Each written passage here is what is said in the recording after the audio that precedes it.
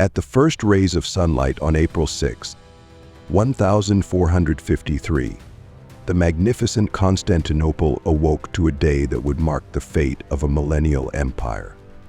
Beneath a heavy, dense sky, the rumor of an imminent siege spread through every street and wall.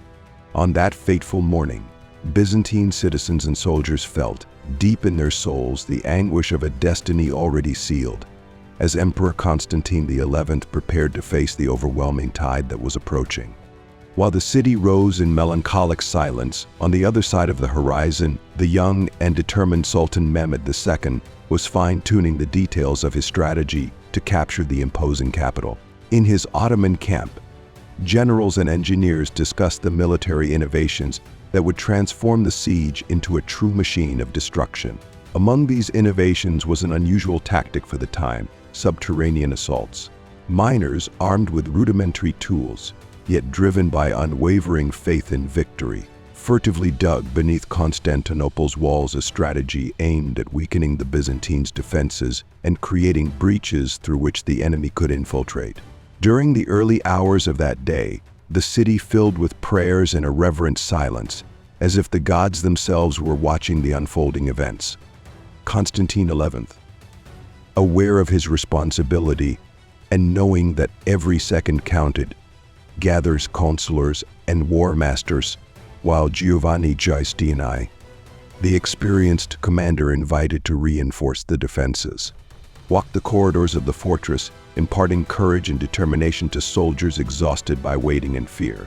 Every citizen, every warrior, felt the weight of a history that would transcend time, knowing that the fate of the Roman Empire hung by a thread. As the days passed, the siege intensified. In the early days of April, the Ottomans began bombarding the walls with their cannons, whose thunderous explosions reverberated through the alleys and squares of the capital. The metallic sound of projectiles colliding with ancient stones blended with the lamentations of those who saw their homes and hopes threatened by the enemy's fury. Simultaneously, the Ottoman miners advanced with their subterranean assaults, digging silent tunnels that snaked through the depths in search of a weak point in the impregnable barrier that the Byzantines had carefully erected over the centuries. These ongoing efforts, often hidden from the watchful eyes of the defenders, were part of a war engineering strategy that aimed, little by little, to erode the resistance of the walls and pave the way for the invading troops' entry. As April unfolded, the atmosphere within Constantinople grew increasingly heavy with tension and despair.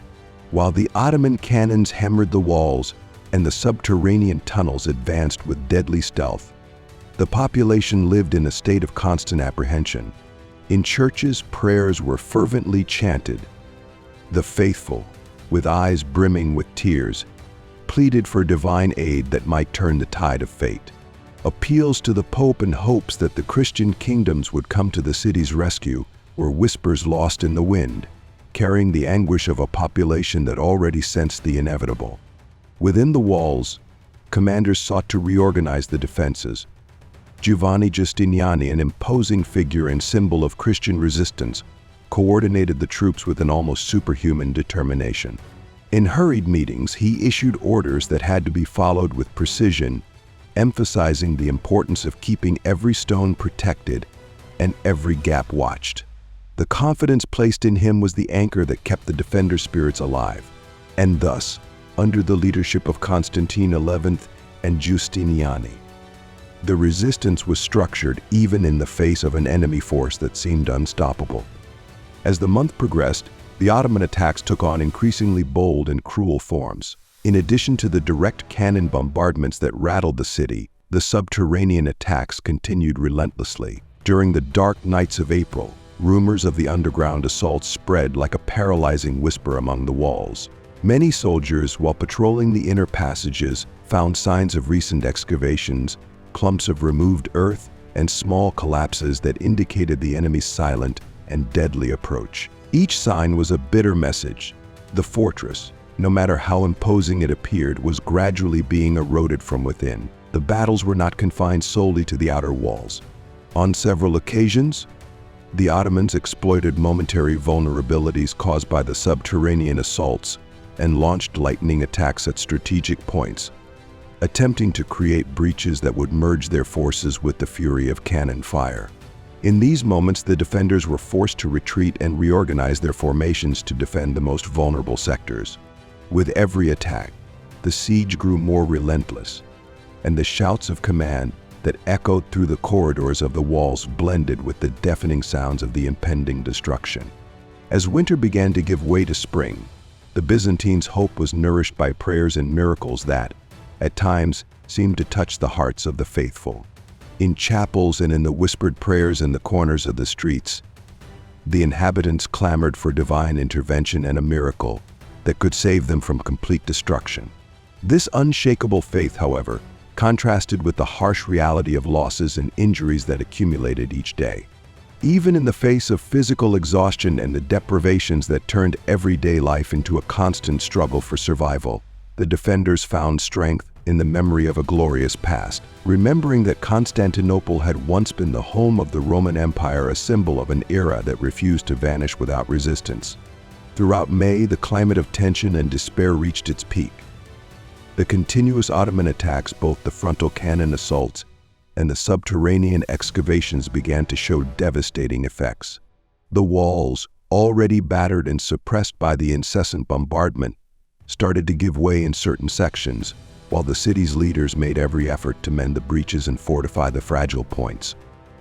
Constantine XI, with a face marked by grief but a glimmer of determination in his eyes, knew that every passing moment was a precious, albeit brief, gift to fight against the inevitable. He roamed the city's galleries, inspiring his warriors and speaking of courage, honor, and the legacy of an empire that had resisted for centuries. Amid this scenario, the subterranean assaults remained a crucial element of the Ottoman strategy.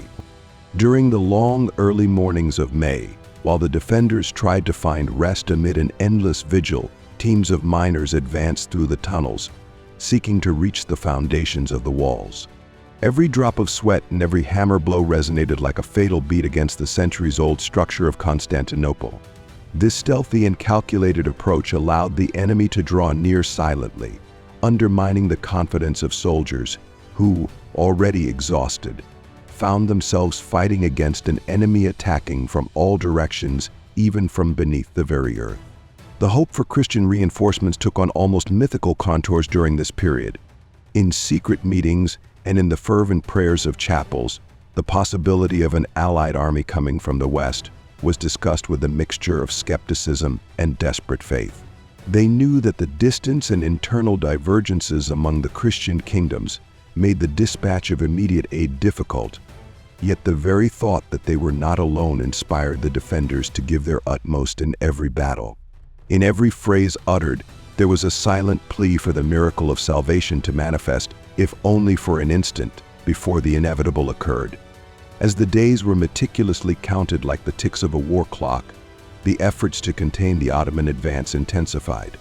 Giovanni Giustiniani, amid fierce combats near the famous Golden Horn, the strategic maritime entrance that served as the link between the sea and the city, displayed a courage that became legendary. There, where the sound of cannons and the echo of explosions transformed the horizon into a whirlwind of smoke and screams, every inch gained was a fleeting, bitter victory. The defenders fought with the bravery of those who knew that for every drop of sweat shed, there was a chance to delay the enemy's advance and perhaps buy more time for the divine salvation they hoped for. As May 29th approached, the tension reached almost unbearable proportions. The siege, already relentless, now revealed all its open wounds. On a gray morning, with the air steeped in sorrow and anticipation, signs that the wall had finally succumbed began to emerge. The Ottoman miners, who over the weeks had undermined the defenses from below, managed to break through a critical sector of the fortifications. The impact's thunder resounded like the final lament of an empire on the brink of disappearing, and the cries of soldiers and civilians mingled with the metallic sounds of destruction. At that exact moment, Emperor Constantine XI, who for so long had been the living symbol of a resistance that denied defeat, prepared to face the climax of the battle. In one last, desperate act of honor and duty, he gathered the remnants of an already exhausted army, urging them to defend every corner of the city with the ferocity of those fighting for their very souls. Giovanni Giustiniani, even though aware of the improbability of victory, led his men with the grit of a hero who refused to yield, even in the face of an enemy whose brutality was destined to seal the fate of the Roman Empire. The final confrontation began with overwhelming intensity. The Ottoman troops, propelled both by the strategy of subterranean assaults and the force of frontal bombardments, invaded the breach opened in the walls. The clash was inevitable and cataclysmic. The sound of cannons, the groan of shattered stones, and the agonized cries of the defenders filled every inch of the city. Amid the chaos, Constantine XI advanced through the rubble, fighting with the strength of an empire that refused to surrender, even as each step carried the weight of an ancestral fate. As the battle unfolded with an intensity that seemed to defy the laws of time, the men and women of Constantinople found in their final moments an uneasy sense of transcendence. Every blow struck, every defense raised was also a silent appeal for an era-bidding farewell. The subterranean assaults, which had been the insidious part of the Ottoman strategy, culminated in that decisive instant, where the fragility of the defenses exposed the vulnerability of an empire that for so long had been synonymous with power and culture. The inevitable happened in an instant that seemed to freeze history itself. The Ottoman forces broke through the last barriers and flooded the capital. The sound of metal colliding with marble, of screams lost in the streets, and of prayers rising amid the devastation became the final act of an epic drama. Constantine XI, in a gesture that would become immortal, wielded his sword with unwavering determination until the very end, fighting not only for himself but for the memory of an empire that had spanned millennia. In the twilight of that May 29th, as the last rays of sunlight dissipated among the ruins of Constantinople, the world witnessed the end of the Eastern Roman Empire. The city, once the beating heart of a grand civilization, now became a somber scene of destruction and loss. In every fallen stone, in every tear shed, lay the lament of an era concluded.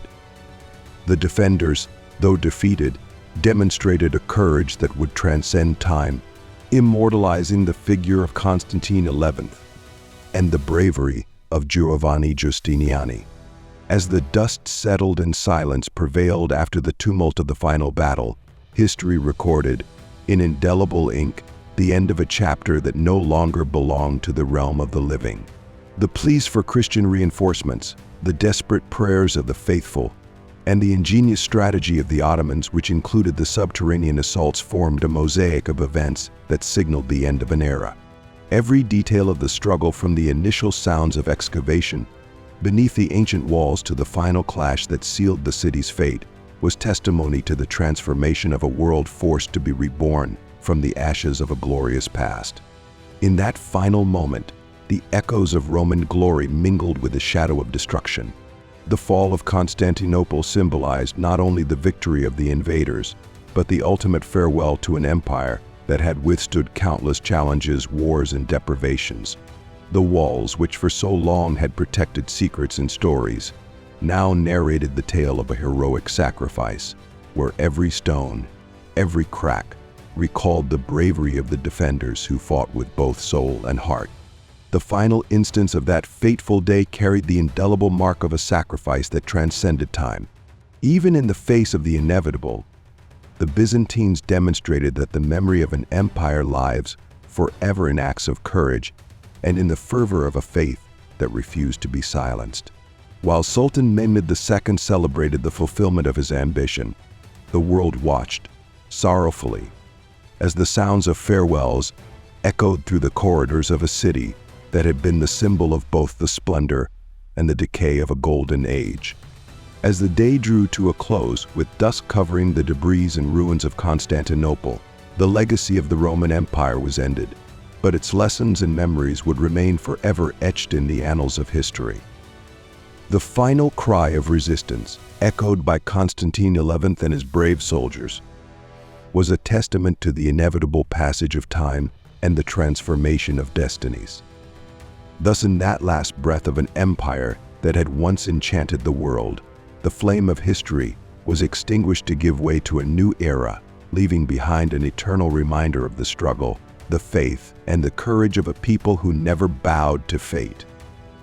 The narrative of the events that transpired between April 6th and May 29th, 1453, remains alive in every stone and every memory of those who study the past. The subterranean assaults which silently undermined the walls of a once inviolable city served as a symbol of the enemy's persistence and of the vulnerability of human defenses in the face of relentless military ingenuity. Every strike, every explosion, every prayer uttered under the weight of resignation composed a tragic symphony in which the end of an empire was inexorably announced. As the echoes of those days transformed into legends and memories, the fall of Constantinople signified the closing of the chapter known as the Eastern Roman Empire, marking the end of an era that had defied time with bravery and honor. The final moments were marked by the convergence of devastating strategies, unimaginable deprivations, and a faith that refused to die, even in the face of adversity. In the final hour, the hearts of the defenders filled with a restrained hope, a desire to immortalize the memory of an empire that, even in its fall, would never be forgotten. And so, with the final sound of the cannons and the whisper of the last cries for salvation, history took an irrevocable turn. The glory and scars of that day would remain etched in the collective memory of the world, as a reminder that even in the face of collapse, the flame of history never dies. Every stone of Constantinople now carries the memory of that sacrifice, and every prayer offered by the faithful transforms into a tribute to the courage of those who fought until the end.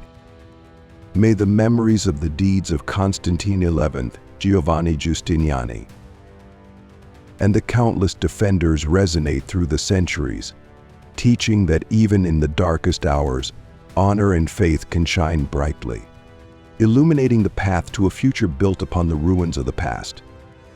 Thus, the tragic and heroic end of May 29th, 1453, not only marked the fall of an empire but also laid the foundations for a new era, where the legacy of resistance and courage would echo forever in the memory of humanity.